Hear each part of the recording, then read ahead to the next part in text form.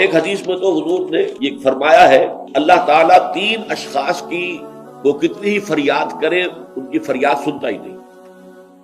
ایک ایسا شخص جو اپنی بیوی کے ہاتھوں نالا ہے، وہ کچ خلق ہے یا جو بھی ہے اس کے اندر، یہ سب ہے، روتا رہتا ہے، اس کی شکایت طلاق نہیں دیتا، تو اللہ اس کی بات نہیں سنے گا۔ جب میں نے تمہارے لیے دروازہ کھولا ہوا ہے کیوں نہیں اسے اختیار کرنا؟ اللہ تعالیٰ جو ہے اس کے لیے بھی ہو سکتا ہے بہتر شکل پیدا کر دے، تمہارے بعد اللہ اسے کوئی بہتر شوہر جو اس کے ساتھ موافقت رکھنے والا ہوا اللہ اسے عطا کر دے، تمہیں بھی عطا کر دے۔ اسی طریقے سے ایک شخص ہے جو قرض دیتا ہے، نہ تحریر لیتا ہے نہ جو ہے اس کے اوپر گواہی کرتا ہے، بعد میں روتا ہے۔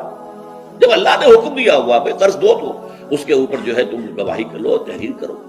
اللہ کا حکم اس وقت نہیں کرے، اس وقت تو محبت آڑے آ جاتی ہے۔ یہ تو بڑی بے مربوطی کی بات ہے کہ میرا بھائی مجھ سے قرض مانگ رہا ہے، دوست قرض مانگ رہا ہے، میں کہوں کہ لکھ کے دو اور اس کے اوپر 2 آدمیوں کے دستخط بھی کرواؤ، لیکن نہیں، اللہ کا حکم۔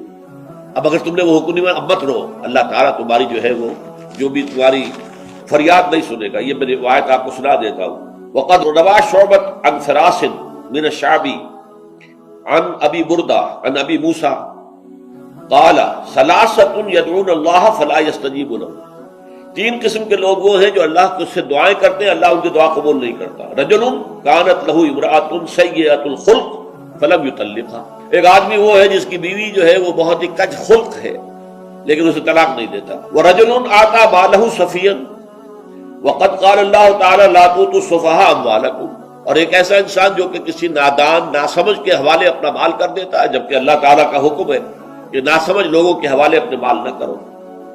وَرَجُلٌ لَهُ عَلَى رَجُلٍ دَيْنٌ، اور وہ شخص کہ جس کا کوئی قرض کسی کے ذمے ہے، وَلَمْ يَشْهَدْ عَلَيْهِ بِهِ، اس کے اوپر اس نے گواہیاں نہیں کروائی تھی، اب روتا ہے تو روئے، اللہ تعالیٰ اس کی دعا نہیں سنتا۔